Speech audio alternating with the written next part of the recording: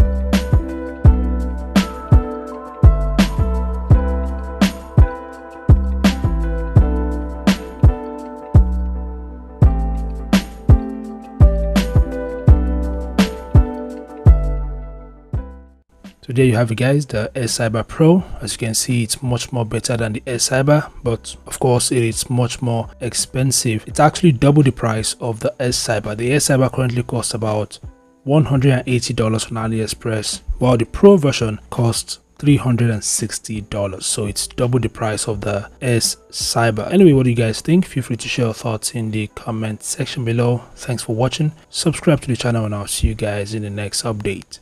Peace out.